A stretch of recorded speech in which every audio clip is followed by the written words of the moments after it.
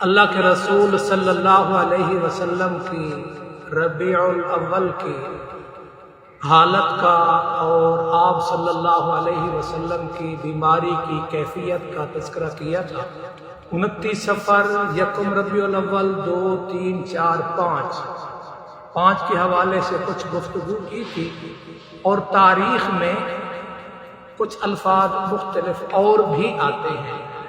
لیکن صحیح بخاری میں یہی الفاظ آتے ہیں کہ آپ صلی اللہ علیہ وسلم اسی بیماری میں ہی وفات پائی ہے۔ 7 ربیع الاول کو آپ صلی اللہ علیہ وسلم نے کچھ نصیحتیں اور وصیتیں بھی فرمائی ہیں۔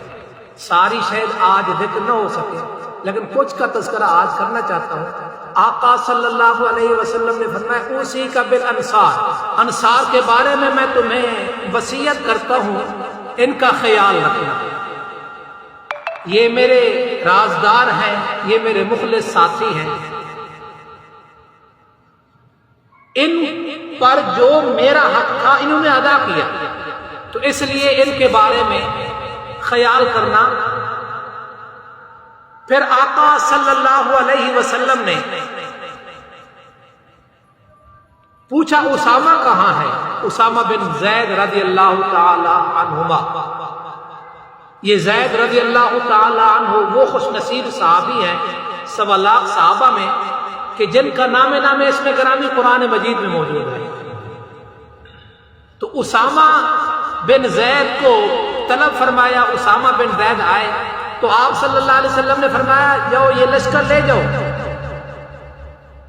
اور اس لشکر کے سپہ سالار تم ہو، جاؤ ان کی طرف پیش قدمی کرو۔ لکھا ہے کتابوں میں، بعض صحابہ نے کہا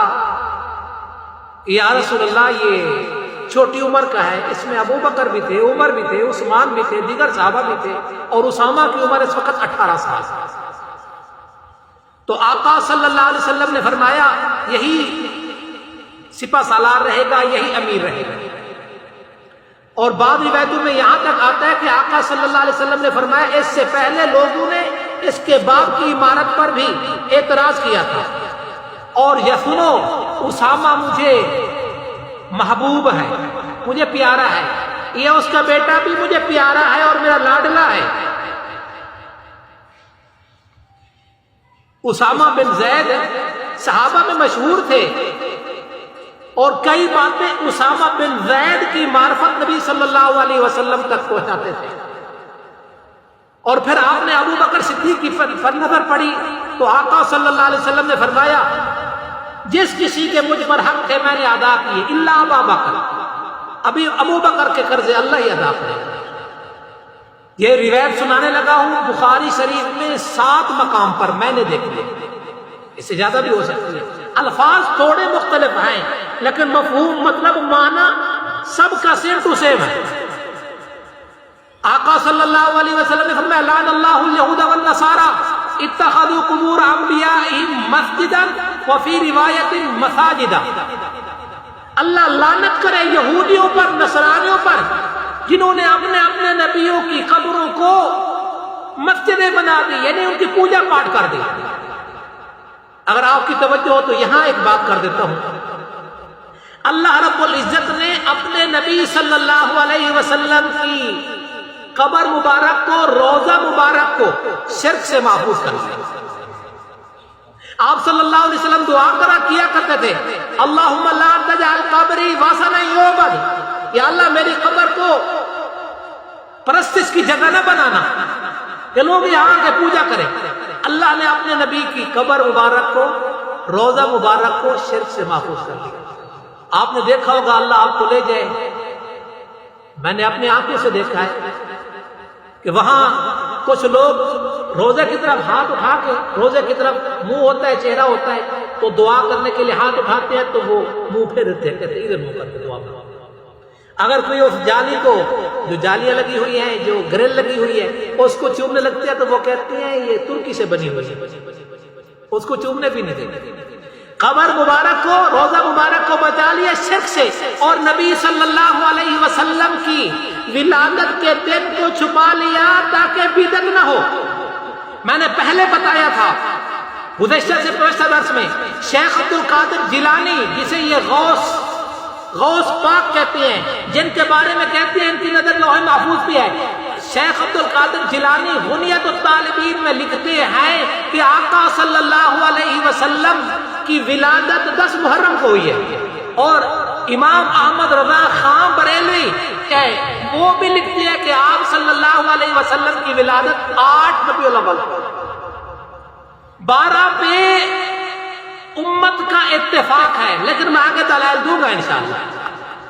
لعن اللہ الیہود والنصارى اتخذوا قبور انبیائہم مساجدا،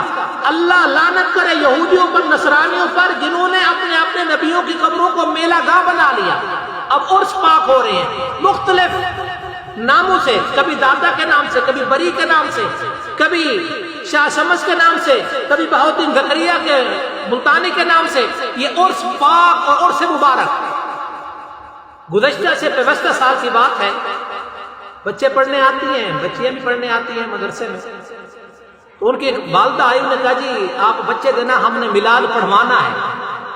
میں حیران ہو گیا، میلاد پڑھوانا کیا ہوتا ہے؟ درود پاک پڑھوانا ہوتا ہے، یہ سمجھ آتا ہے، نعت پاک پڑھوانی ہے، یہ بھی سمجھ آتی ہے، لیکن یہ میلاد پاک پڑھوانا ہے، یہ کیا ہے؟ آج دیکھو مختلف نعتیں بنی ہوئی ہیں، بھر دو جھولی میری تاجدار حرم، بھر دو جھولی میری۔ ذرا دیکھو نبی صلی اللہ علیہ وسلم کس سے مانگا کرتے ہیں، نبی صلی اللہ علیہ وسلم نے کس سے مانگا؟ اور یا رسول اللہ انظر عالنا اسما قالنا، واللہ اسما قالنا، کرے غیر گر بت کی پوجا تو کافر،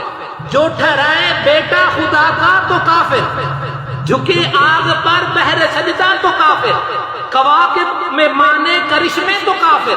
مگر مومنوں کے لیے کشادہ ہے راہیں، پرستش کرے شوق سے جس کی چاہے، نبی کو چاہے خدا کر دکھائے۔ یہ دیکھو یا رسول اللہ انظر حالنا اسما قالنا کیا ہے؟ نبی صلی اللہ علیہ وسلم کو پکار رہے ہیں، غیبانہ پکار رہے ہیں، مانگ رہے ہیں، نبی کو چاہے خدا کر دکھائیں، اماموں کا رتبہ نبیوں سے بڑھائیں، مزاروں پر دن رات نظریں چڑھائیں، شہیدوں سے جا جا کے مانگے دعائیں، نہ توحید میں کچھ خلل اس سے آئے، نہ اسلام بگڑے نہ ایمان جائے۔ اللہ تعالیٰ ہماری تربیت فرمائے، اللہ تبارک و تعالیٰ ہمیں صراط مستقیم نصیب فرمائے۔ میری عوام سے گزارش ہے، خدا را توجہ کرے، خود سوچے، قرآن حدیث ہے، تعلیمات آئے، جہاں دنیا کے معاملے میں جستجو کرتے ہیں، معلومات کرتے ہیں، دین کے بارے میں بھی جستجو کرے، لکیر کا فقیر بن کے کسی کے پیچھے ایسے نہ چل پڑے، تحقیق کریں۔ پڑھا لکھا دور ہے، روشنی کا زمانہ ہے، اندھیرا تو وہ ہے نہیں، تاریکی تو وہ ہے نہیں، تو اللہ تبارک و تعالیٰ دین کی صحیح سمجھ نصیب فرمائے، اور دین دنیا کے لحاظ سے اللہ صراط مستقیم نصیب فرمائے۔